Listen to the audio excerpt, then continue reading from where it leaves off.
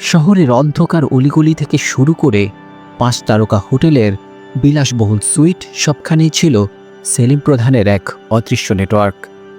ব্যবসায়ী পরিচয়ের আড়ালে তিনি ছিলেন বাংলাদেশের অনলাইন ক্যাসিনো জগতের কুখ্যাত দস্যু। সেলিম প্রধানের গল্প শুরু হয় 2000 সাল থেকে 2010 সালের মাঝামাঝি সময়ে। প্রথমে তিনি বৈধ ব্যবসার আড়ালে কিছু ছোটখাটো অনলাইন গেমিং সাইট পরিচালনা করতেন।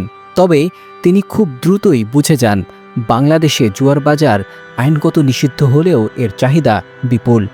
এদেশের মানুষ বোকা এবং এরা না বুঝেই ঝুঁকি নেয়, আর সেই ঝুঁকিকেই পুঁজি করে যদি অর্থ বানানো যায় তাহলে খুলে যায় এক অন্ধকার সাম্রাজ্যের দরজা।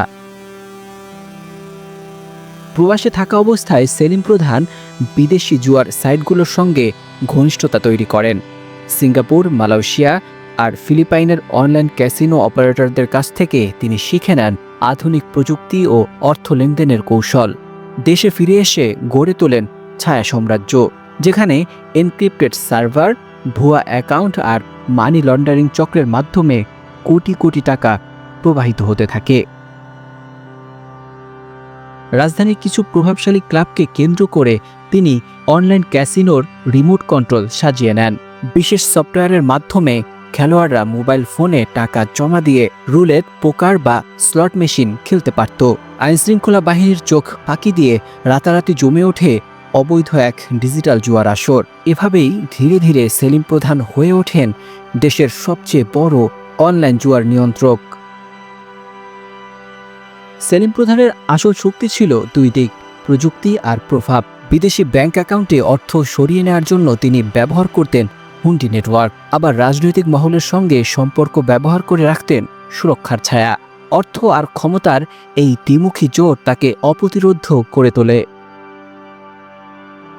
তবে সব দস্যুরই গল্পে থাকে পতনের অধ্যায়।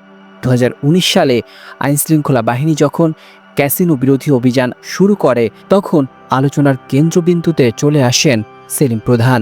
তার বিরুদ্ধে ওঠে কোটি কোটি টাকা বিদেশে পাচারের অভিযোগ। গোপন আস্তানায় অভিযান চালিয়ে জব্দ করা হয় বিপুল পরিমাণে নগদ অর্থ, বিলাসবহুল গাড়ি ও আধুনিক গ্যাজেট। তবে আজও প্রশ্ন রয়ে যায়, কিভাবে একজন সাধারণ ব্যবসায়ী এত দ্রুত অনলাইন ক্যাসিনোর গডফাদার হয়ে উঠলেন? এর উত্তর লুকিয়ে আছে বাংলাদেশের সামাজিক বাস্তবতায়। এখানে নিষিদ্ধ জুয়া মানেই এক অদৃশ্য বাজার, আর এই বাজারের চাহিদা যত বেশি তত বড় সুযোগ পায় এসব দস্যুরা।